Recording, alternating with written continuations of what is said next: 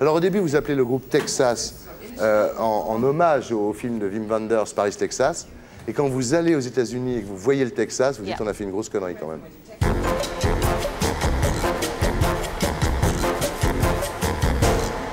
Charline, bonsoir. Hello. Vous parlez français, mais vous préférez qu'on parle anglais? Hein? Alors pour parler anglais, on a quelqu'un.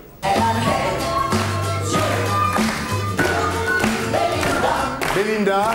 Oui, Comment ça bonsoir, va? très bien, et vous? Vous êtes à l'antenne, Belinda, décrivez-vous physiquement. Ah, mais vous me posez toujours la même question, Ah bah, il va bien falloir sûr. descendre maintenant de la tête, j'ai un coup pas mal. Oui, non, mais descendez un peu alors. Non, je crois que ce sera pour la prochaine fois, il faut garder un peu de non, suspense Belinda, quand Belinda. même. Non, non, vous aviez promis la poitrine ce soir. Ah non, la poitrine on n'en parle pas. Pourquoi? Mais je vous ai déjà dit que vous êtes immense fantasme sexuel, donc vous découvrirez à temps. Elle sait me prendre, Belinda. Alors Charline, on se connaît depuis longtemps parce qu'en fait, la première télé du groupe Texas en France, c'était dans une émission qui s'appelait Lunettes Noires pour Nuit Blanche. Ça ne nous rajeunit pas. Alors à l'époque, j'avais complètement flashé sur vous. Vous m'aviez jeté un regard, mais terrible, quoi. Ça m'avait glacé. J'ai dit, j'ai aucune chance.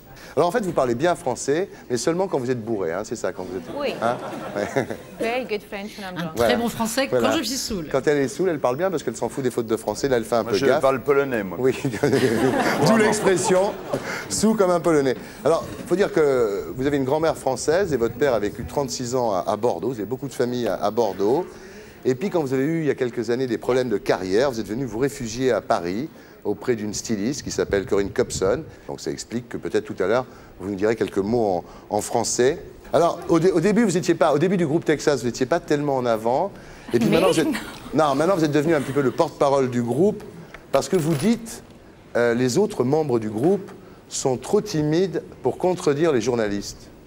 Well, you know, basically I always Vous was savez, a spokesperson for fondamentalement, Texas. But at the end of the day, je suis effectivement le you know, I'm a porte-parole lot pour le older. Texas, mais You know, I've been c'est doing this for effectivement 15 que years now. je suis un peu plus And, âgée maintenant, ça fait 15 ans que je fais You know, ça. at the beginning, it was Et au 1989 when début, we put c'était our en first record out, 1989 quand on and I a was commencé à faire very, ça. Et I was very j'étais protective très about protectrice the band and being a female in the music et business. j'étais un And, petit you peu know, la I wanted femme people to dans see le it monde as de la a band. musique et je voulais And, qu'on nous voit I comme think un once groupe we et je established partageais that, beaucoup then ce it was groupe. Et une easy fois qu'on a for établi people to ceci, accept ça a me été stepping beaucoup plus forward facile more. pour les gens de m'accepter. Ouais.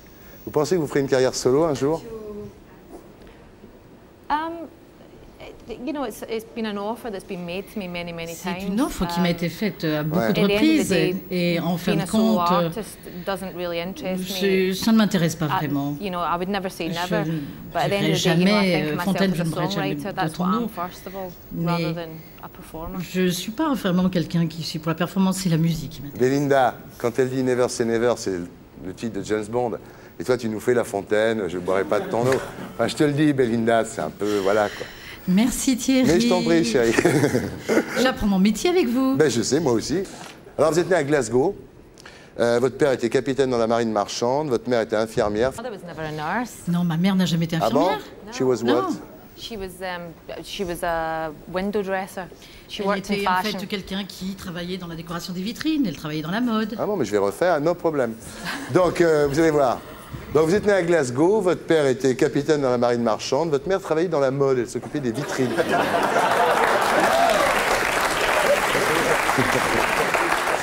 Famille musicienne, donc beaucoup d'instruments à la maison, beaucoup de disques. Vos parents vous ont fait cadeau de leur collection de disques. Et après le lycée, vous êtes coiffeuse. Yeah, they gave me their entire record collection. Et puis, oui, ils m'ont donné became a cette hairdresser direction. Je at suis the devenue beginning of the coiffeuse 80s au when I début left des années school. 80, quand I came out j'ai of art quitté school l'école. and decided to go into Et ils m'ont hairdressing. dit, est-ce que ça to get t'intéresserait some d'être money coiffeuse to pour pay garder for un peu my rent. d'argent, pour que je puisse payer mon loyer? Votre vocation de chanteuse, c'est quand vous voyez Joe Strummer de Clash à la télévision, non? Yeah. Oui. I mean, he was basically what I wanted to do. Il faisait ce que je voulais faire, il avait une attitude dans la vie qui me plaisait, il avait cette passion, cet amour. Et c'est ce que je voulais faire.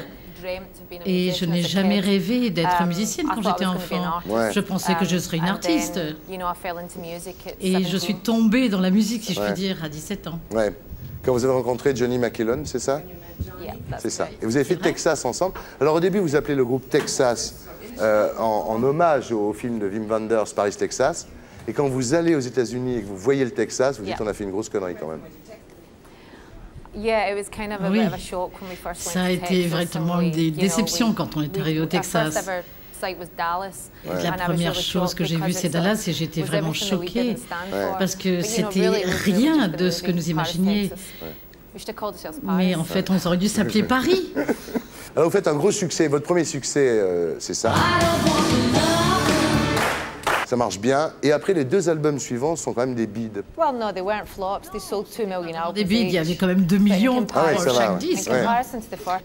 Mais j'ai vu que les 2 albums, par la suite, ont beaucoup vendu en France. Et c'est ce qui nous a permis de garder cette carrière. Ouais. Et c'est grâce à l'achat des Français. Donc d'un seul coup, vous étiez un peu les rois du monde, et puis d'un seul coup, vous êtes devenus un peu plus loser d'une certaine façon. Et il y a eu des rumeurs de séparation à ce moment-là du groupe Texas.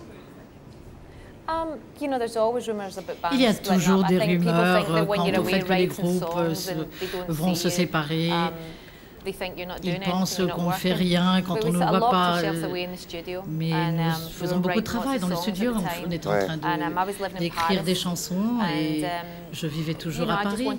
Et je voulais essayer de me recentrer sur moi-même.